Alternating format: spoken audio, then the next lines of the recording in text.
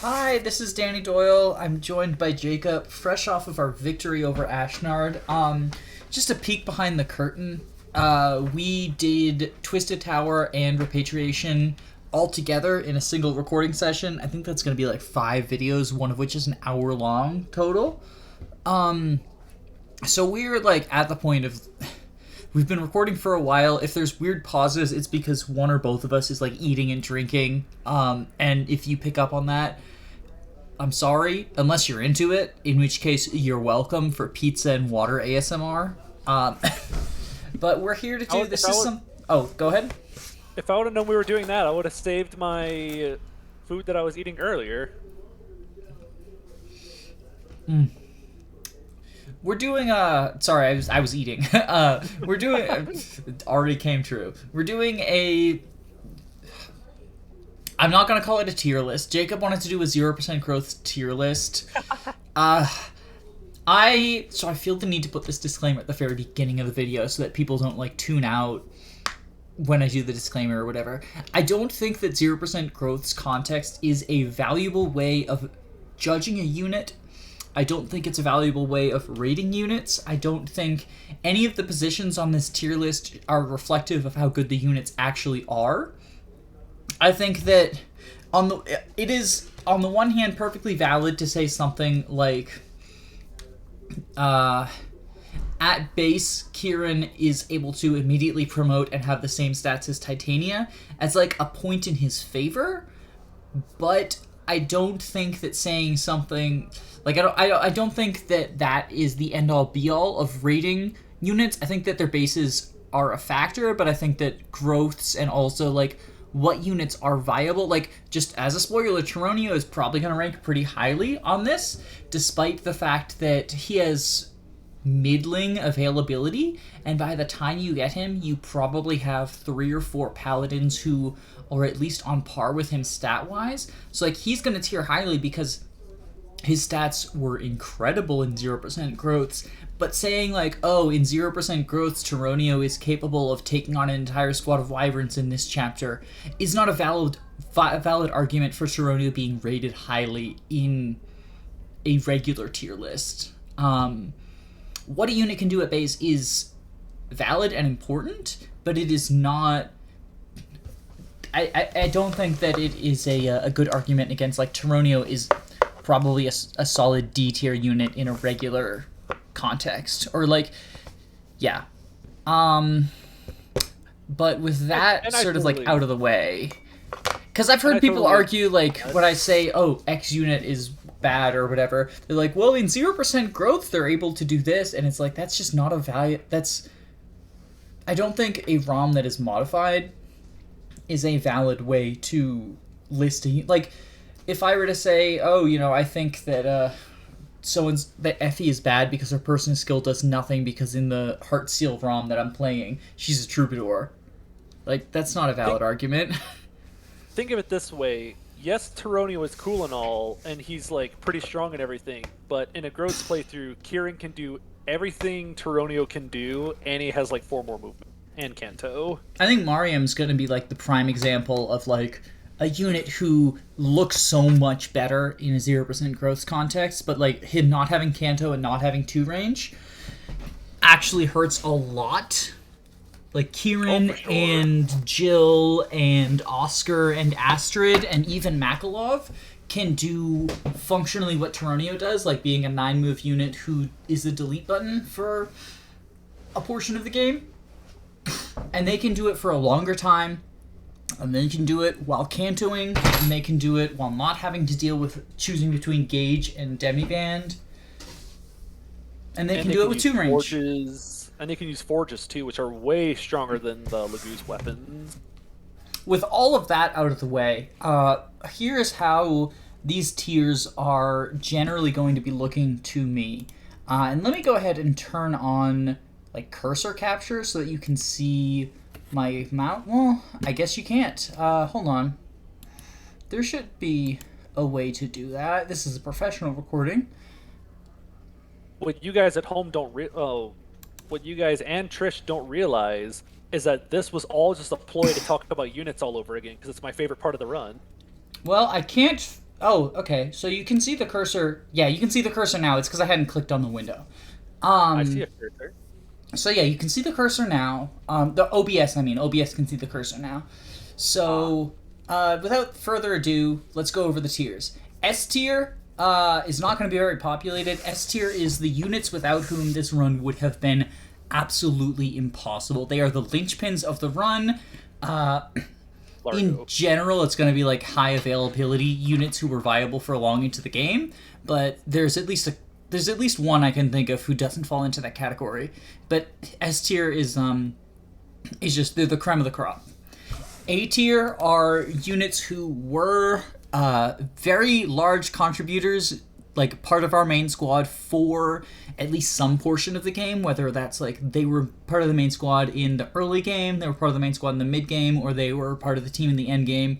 And not just that, but they were like they were the units who you almost certainly were going to reset the chapter over.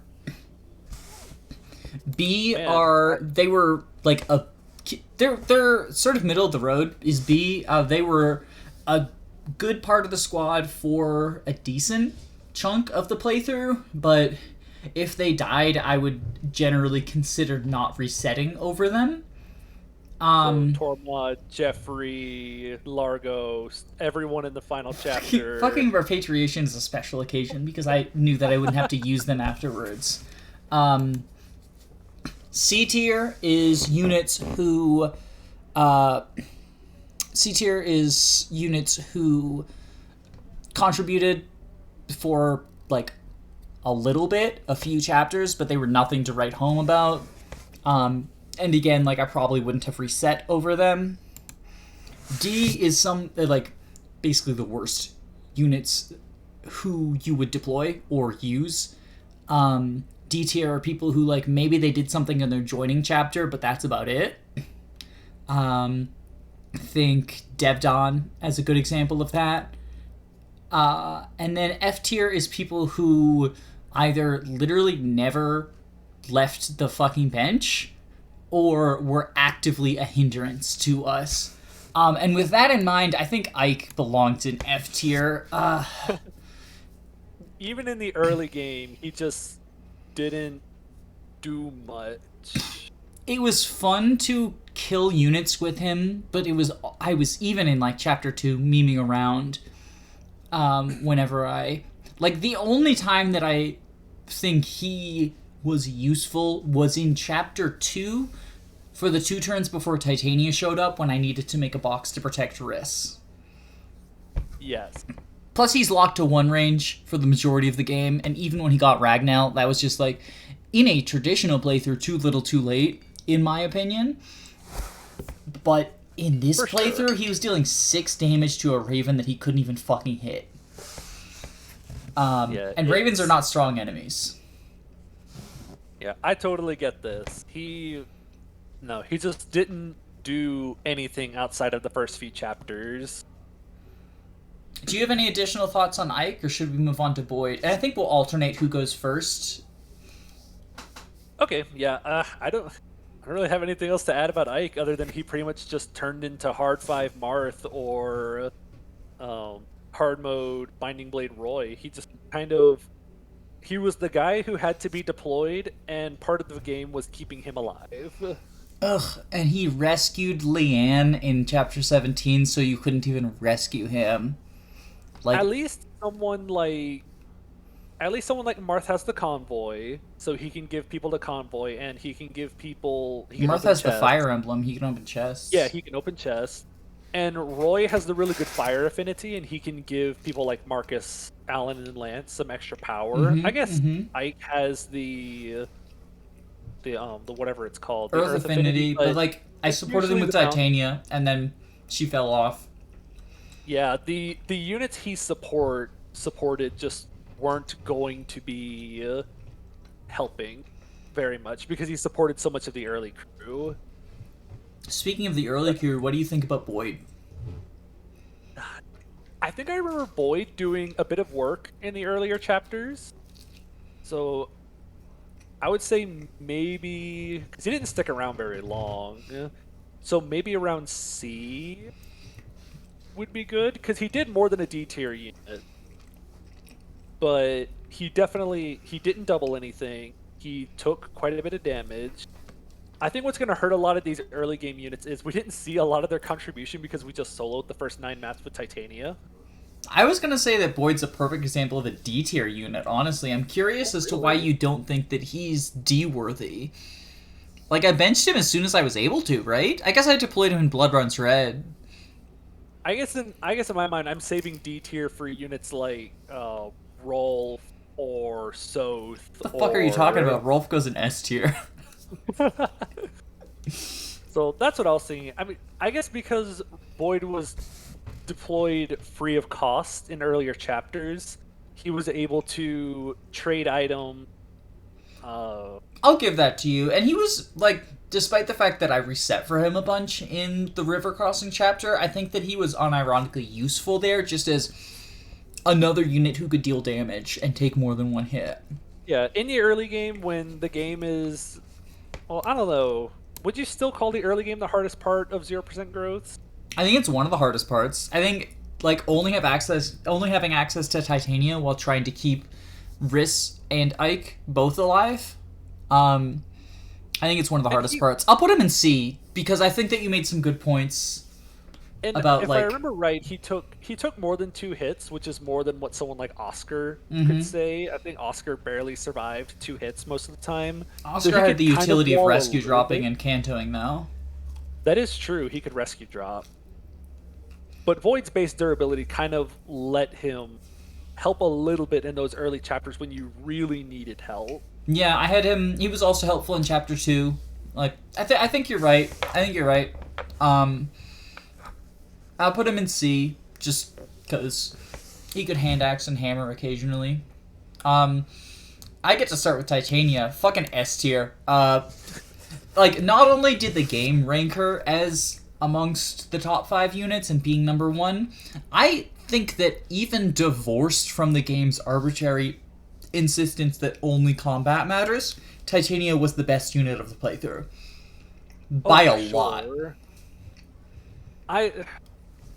Tanith's flying and magic sword utility with the sonic sword kind of gives me a little bit of makes me think a little bit highly of her, but that doesn't say anything bad about Titania. Titania was still one of the best units of the playthrough, for sure. I think that some of that is recency bias, too. Don't forget, Tanith didn't show up until chapter 18, which is more than halfway through the game. The game is 29 chapters long, and chapter 17 counts as 4 chapters in my mind. So Tanith showed up significantly more than halfway through the game. Like, she was present for some of the more difficult portions, and I do not think I could have beaten the game without her. But I also think, like, there's a reason that without hesitation I slapped Titania onto first place of my estimation, and also just, like, my personal... Because she got kills in Clash still. If that doesn't tell you... Like, the only reason that she, quote-unquote, fell off was that I had better units that outclassed her. But, I mean, even without growths, Titania is a goddess. Yeah, she gets the availability lead. She starts off with good weapon ranks. She just carries the game in both vanilla and no growths. Curacao did a solo with her. Like, she uses the best weapon type. She has easy access to 1-2 range. She doesn't die. She was so essential to the playthrough, especially in the early chapters when you just don't have resources to deal with the onslaught of enemies. And she has Super Canto. That's also very true. I felt bad every time I didn't deploy her, but, like, eventually I just couldn't justify it over the footies. Speaking of units who I couldn't justify deploying, mostly because they were dead, what do you think about Oscar? In our time of using Oscar, I want to put him above Boyd because I think I think their combat was just about the same. The only difference is Oscar had a little bit more accuracy, whereas Boyd had a little bit more hit. But I think the accuracy was a little bit more needed. Accuracy and hit are the same thing, buddy. Oh, did I say? You said hit. I think you meant either bulk or he hit harder. I meant to say Oscar's more accurate and Boyd does more damage. That's what I meant to Yeah. say. But I think the extra hit chance was more reliable. So I would say Oscar probably goes into. I don't know if B works though, but he would go above Boyd and C, above Boyd and C. Let's put him there. And these are Because like roughly going to be ordered in terms of how good I think they are, but maybe yeah. not necessarily entirely, especially the lower tiers. Having the extra movement and the ability to rescue people like Ike, for example, to keep Titania free in the early game was so good. Imagine Titania, but she had half speed and skill in the early game. But now we can have Oscar pick up Ike and carry him around the map. I mean, even just his contribution in Chapter 6, where he picked up Ike and then he could escape with Ike, was enough that I'm like, he's above everyone else in C tier, probably. I don't think his combat was actually that good. I think that his combat was pretty bad, actually. I think Boyd's combat was significantly better than Oscar's, but I still think Oscar eked out a better spot just because lances are not as good as axes, but like the second best weapon type, and having a horse is good. Yeah, I think B tiers where like people who could actually do decent combat would go. Yeah, so, B tier is the middling squad. So that's where someone could like at least do something combat related to kill enemies. Whereas C tier is something like you either had early game utility or you had some other minor villain thing. And then D tier is just like blah. Speaking of people who had some other fill-in, something other than combat, Rhys, perhaps a controversial take, but I think Rhys deserves a spot in S tier. And my argument is, in 0% growths, units are going to be taking a lot more damage. They're going to be needing to spend their turns attacking as opposed to using vulneries. I think that having a staff bot, an early staff bot with high magic, like he had 10 magic at base, he was healing so much HP in the early game, and even though like he couldn't physic from a million squares away like he normally can, physic and mend become so much more valuable when your units are so much weaker. I think in regular Path of Radiance, like the lack of utility staffs hurts staff bots, but I think in 0% growths, like I do not think I could have beaten the game without Rhys. I know for a fact that I don't know for a fact, but I feel that the Grail Mercenary chapters, everything before Chapter 8 would have been impossible without him. So I'm willing to put him that high because while, Mist could fill in as a staffer for the rest of the game, he having that early availability lead, and also because of that he has a staff rank lead and he has much better magic than her. I think that he deserves a spot in S tier. What are your thoughts? I was definitely thinking about him being really high. I don't know if in my mind I put him up in S. I had him at like the top of A tier, like above everyone else in A, mostly because I don't know, I felt like Tanith and Titania belonged in a league of their own because they could kill hundreds of enemies, and the lack of utility staffs meant that he couldn't use anything like warp or we didn't really do very much with status staffs, did we? He used sleep once. I stole 5 million sleep staffs and he used sleep once. I can definitely see the argument for S tier though. He was so essential, and I really forget oftentimes that there just isn't very many healers. Yeah, because Khalil and Tormod, or Khalil and Bastion don't have staves.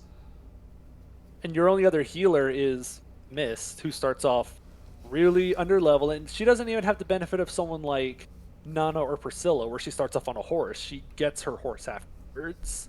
I do think if I had decided to invest in Mist instead of Rhys, that she would have not quite filled in for him. Like, I think he isn't. I think he is the league above her, but I think that I could have, just because of the availability and the high magic. But I think that I could have chosen to invest in her instead of him, and had her be my main healer. And I think she deserves like a fairly high spot because of it. I don't think she's as good as Rhys, but I think there's probably a playthrough out there where someone decides like Kanto good. What about this? Because I really do want to put Rhys in S tier. I think that he has earned it. What if S tier is also functionally our top 5 list? Like, what we think the actual top 5 is. And I'll put him at the bottom if it makes you feel better. Because, like, staffs are pretty bad in this game. But that could work. I think he's really fucking good.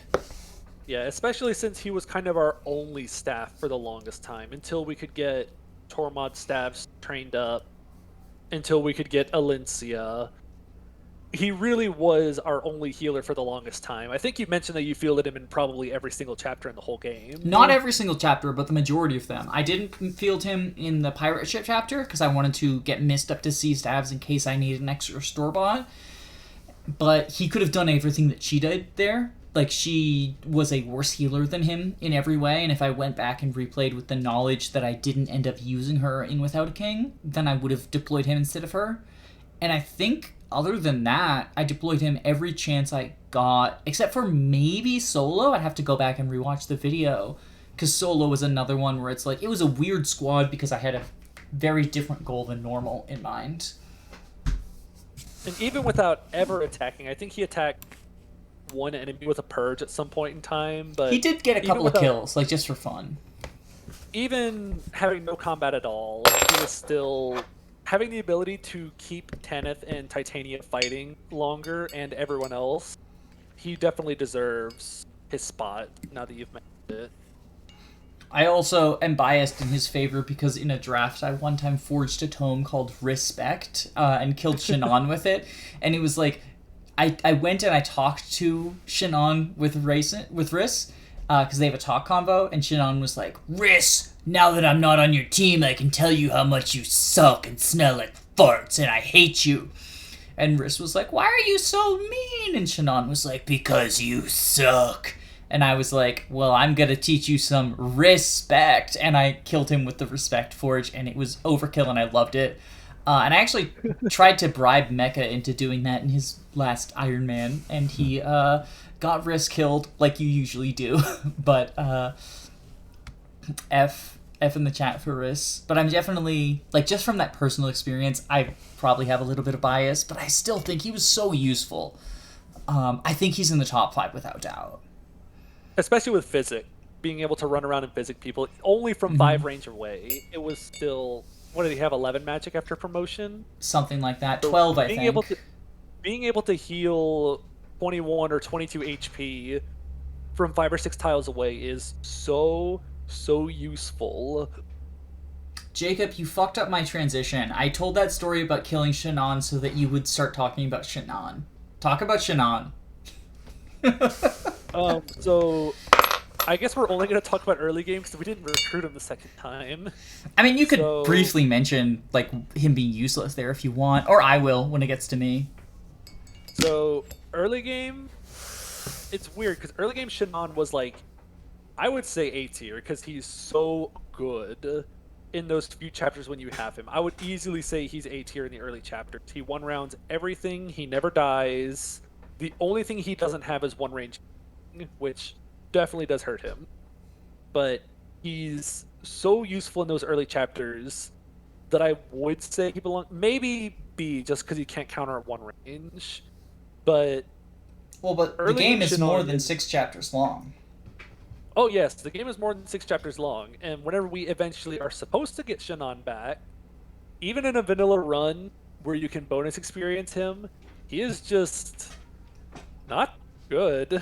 I kind of get what they were going for. They wanted you to have a pre-promoted sniper, but they didn't want you to have someone super busted in the early game. So I guess he's supposed to have slightly inflated growth rates for a pre-promote. But we're not factoring those in terms of this. Yeah, but growth rate...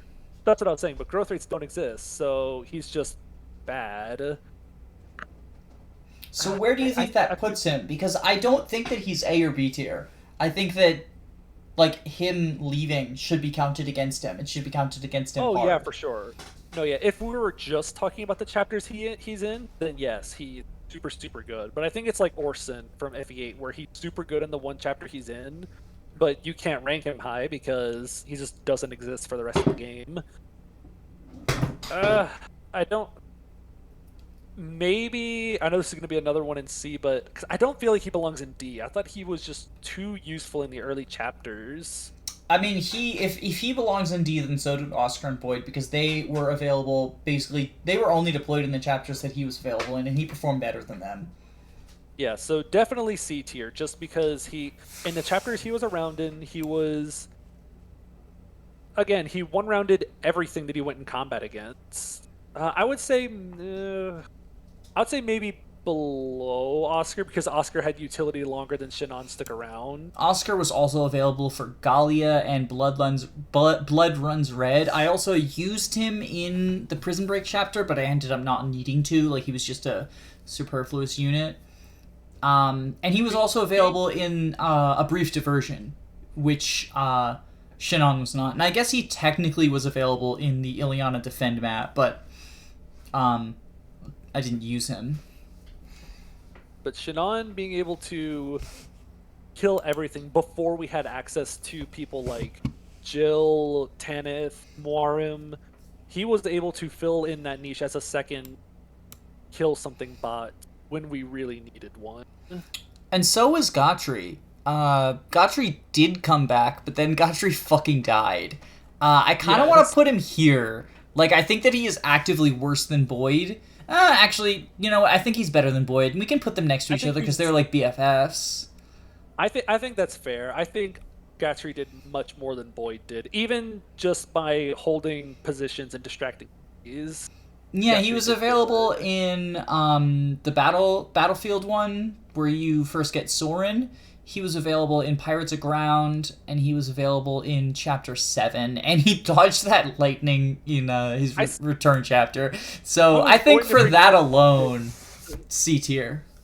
If you didn't bring that up, I was going to. That is still the stupidest thing that happened in this whole playthrough, dodging those 2 thunder hits. And we had a miracle against the final boss. I really fucking want to put Boyd down in D tier now, but yeah, I think if Boyd belongs in D tier, then the next unit probably does as well. So I'll move him down, and then you can talk about Soren. Soren did 6 damage once against enemies in his joining chapter, and he died whenever the wind blew too hard. Shoutouts to Soren for being... Shoutouts to fucking Soren for when Mecha plugged my channel, he did a clip of Soren attacking an Armor Knight, like the most unrepresentative thing. Yeah, Soren just didn't do anything. Even in the chapters he was forced in, I think the most he did was like barely chip something. I don't even really like Soren's early performance is already bad in a vanilla playthrough, but in the 0% and it's in a 0% run where he doesn't get better, he just didn't do anything. So Maya was the very image of what I was thinking of when I described a D tier unit, in that helpful in the joining chapter, and then after that you basically don't want to deploy them. I did actually deploy her in 2 chapters afterwards, but she was already leagues below what she was in her joining chapter. Like, I even made like a thumbnail out of her in a heart because she outclassed my units so hard in the chapter she joined. But that was about all that she did. So I don't know that there's too much discussion to be had about Maya. Do you? Or I guess it's Mia. I always get Maya and Mia. I swear I thought they were just 2 different ways of spelling the same name. But it's Mia, and I'm an idiot. If my friend named Maya is watching, don't get mad at me. Yeah, do you have anything to say about Mia while I move her up? She was just better Ike, really. Slightly better Ike, because she had better bases than him, but she was locked to the same weapon type. I do think the top of D tier is the best place for her, because she contributed a little bit in her joining chapter, but yeah, it was... There's just nothing much to say about her. She just kind of shows up, and yeah. I don't want to count the fact that Illyana didn't get recruited against her. Um, how would you judge her if we just got her for free? If she was a blue unit? If we got Illyana, I'm trying to play it on my head what it would be like, because let me DM for some stats, because I want to see how much stronger than Soren she is at base. Because so I can kind of use that as a comparison for how strong she probably would have been. I can start, because I have thoughts about her. I can start if you would like, and you can start with Mist. You go ahead while I try we'll to just swap figure out that how to spell way. her name. So I think that she would probably be the very bottom of C tier or very top of D tier. I think that having a mage, like hitting on res is valuable. Armor Knights were very difficult to kill notoriously at all points in the playthrough because the hammer weighs fucking 20.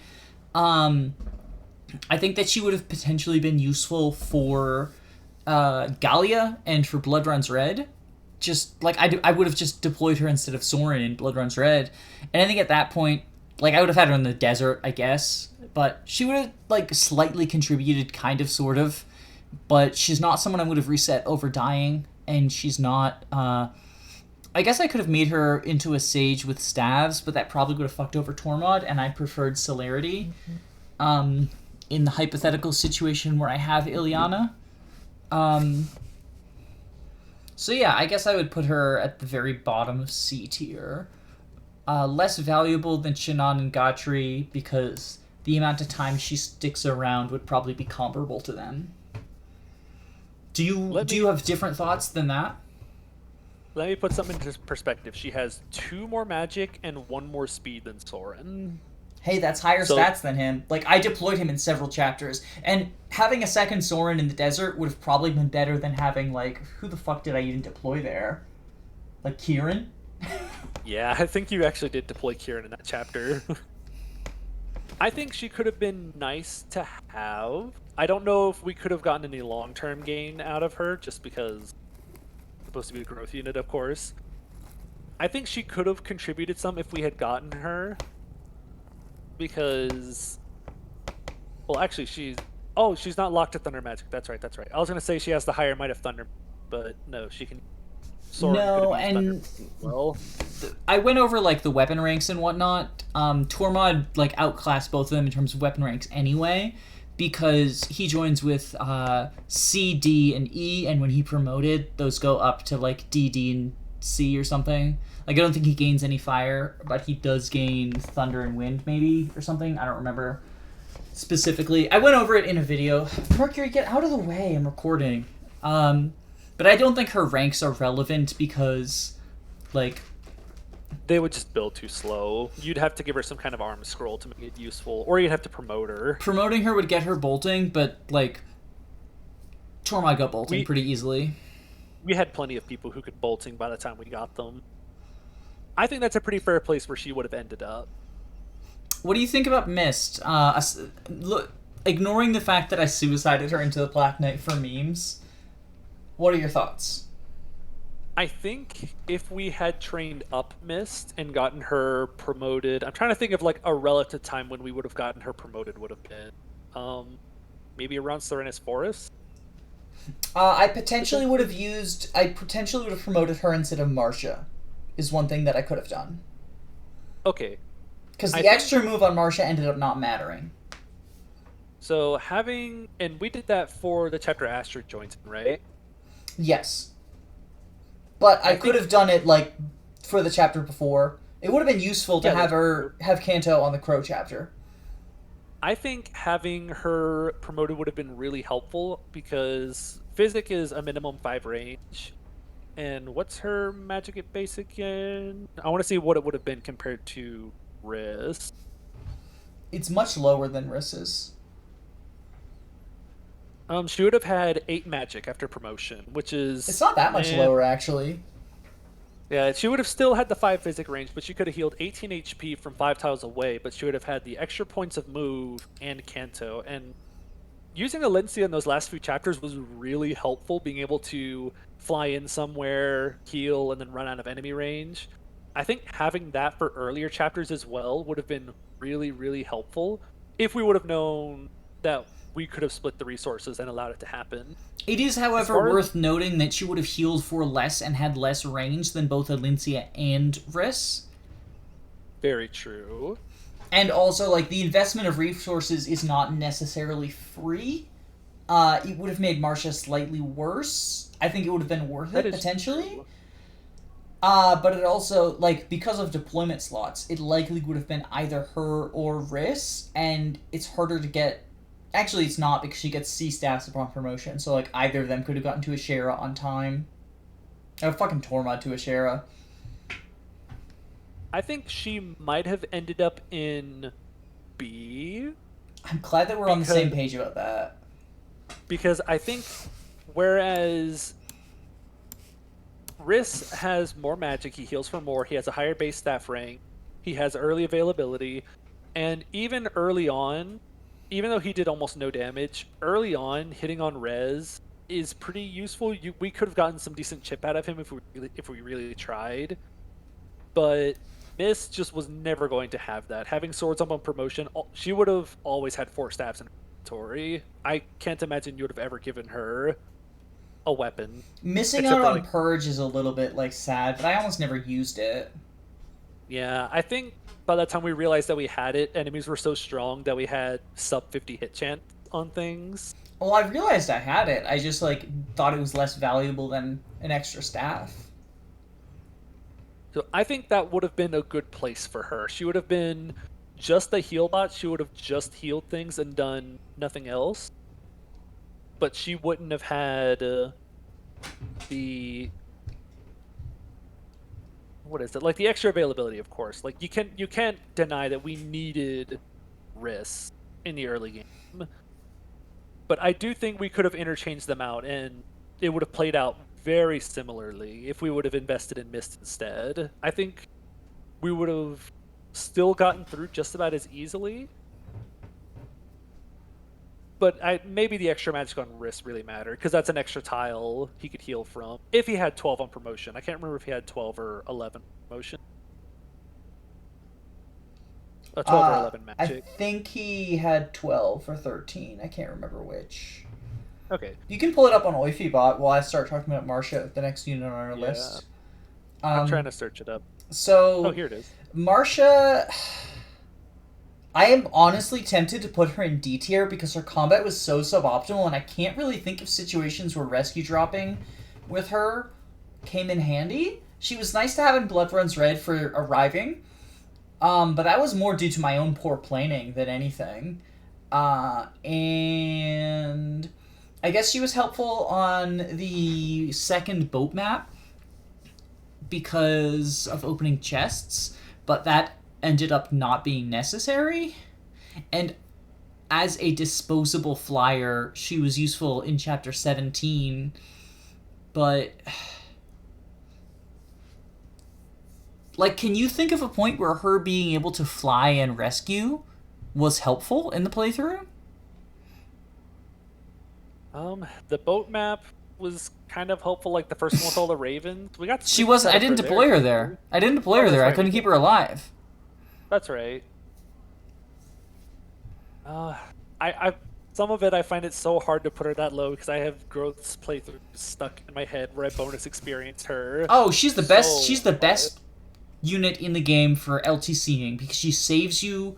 She saves you enough turns that you don't end up recruiting Jill, and I think that she's top 2 between her and Jill, depending on how you value things in terms of a casual playthrough. Like.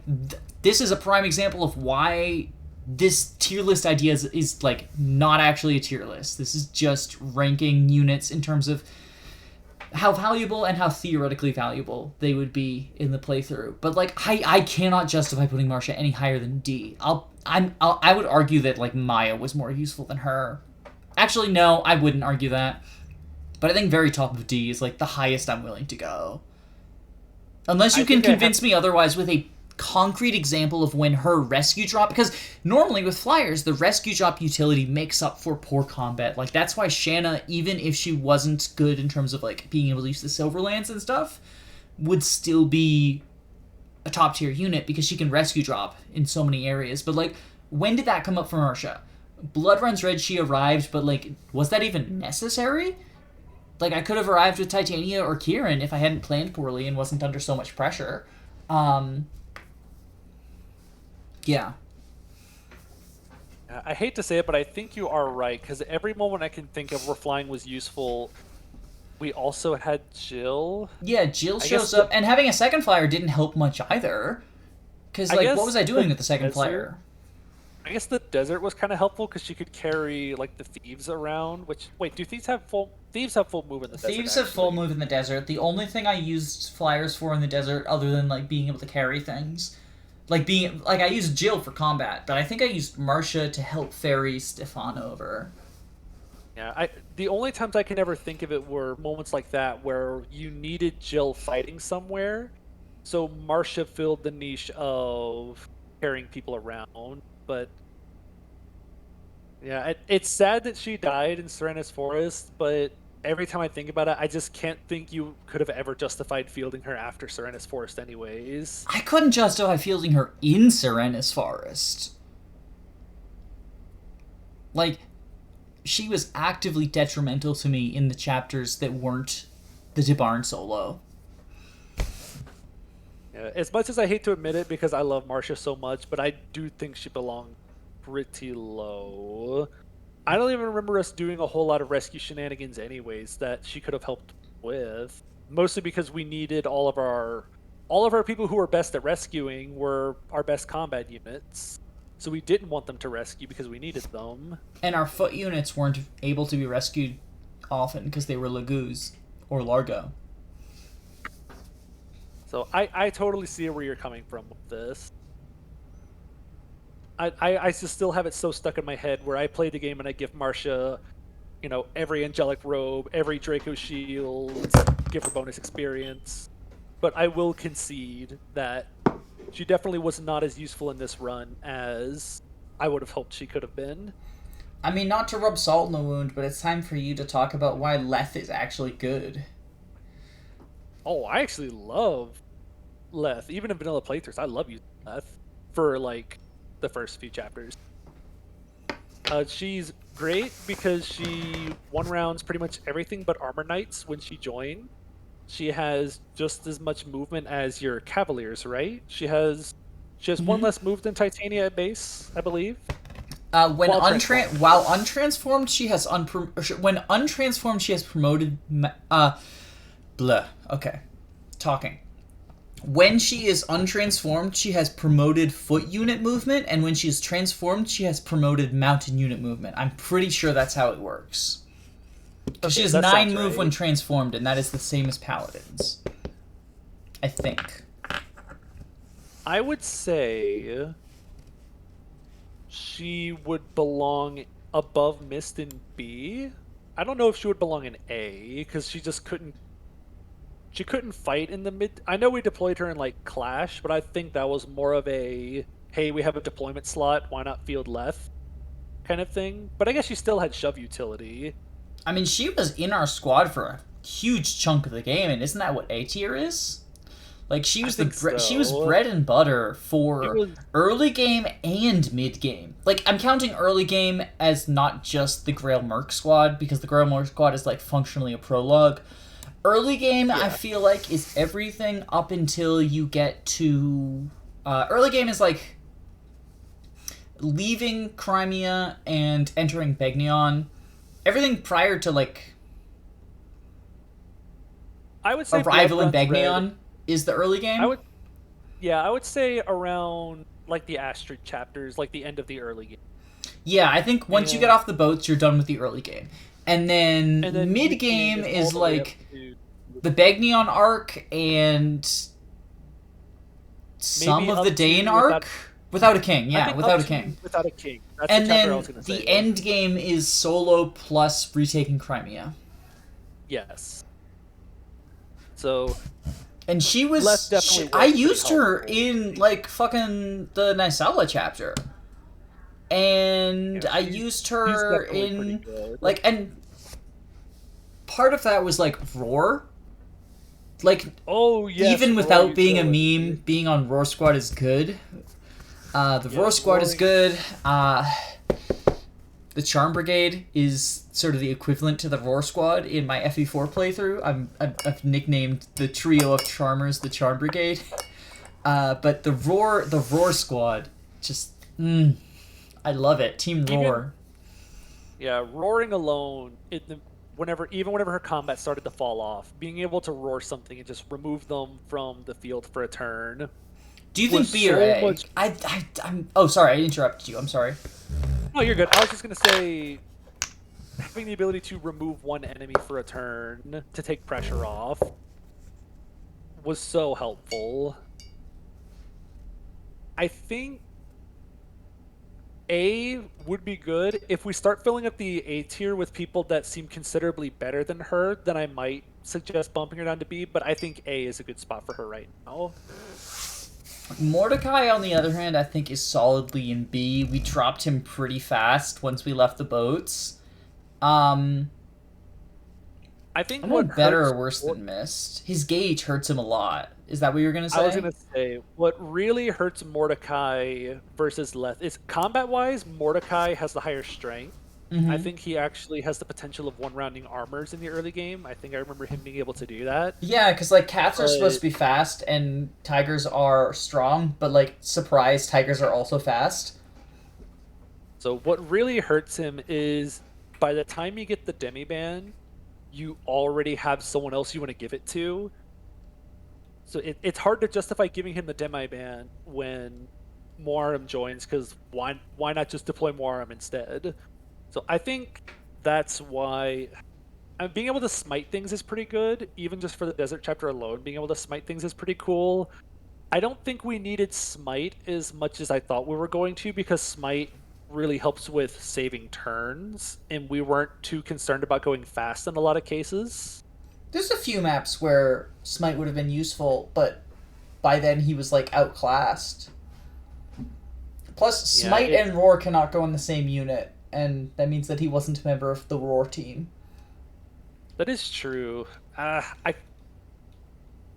We didn't use Miss, so I can't say how much better she would have been, but I think her staves in the later game would have made her more useful than Mordecai would have been in the mid to late game. Valid. But that's just me. And Kanto.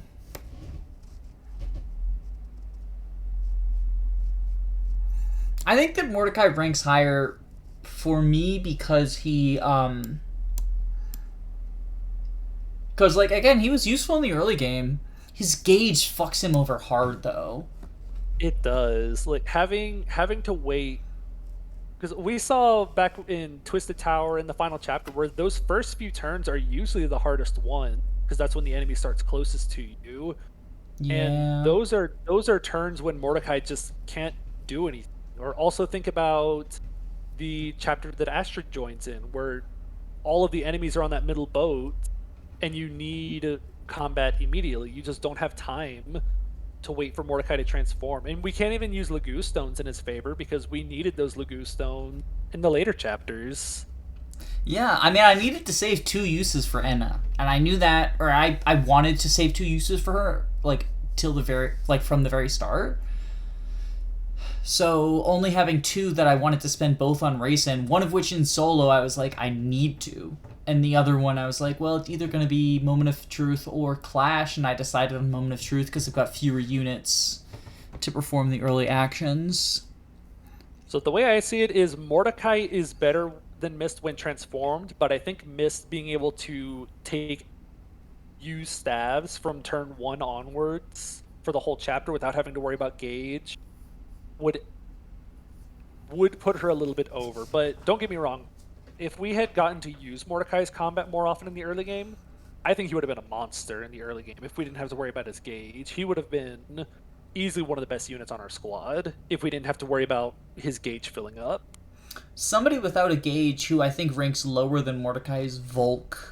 Simply because, like, Thief Utility ended up not being super useful. It basically ended up being a tax on deployment slots more than anything. I was like, ugh, I have to deploy either Volk or Soth this chapter.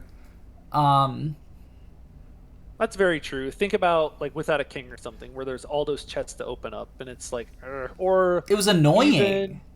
even the first chapter after Ike promotes, the one that Shinon joins again in, like you have to deploy Volk if you want the Wrath Scroll or the other treasure that's in that chapter. Energy drop.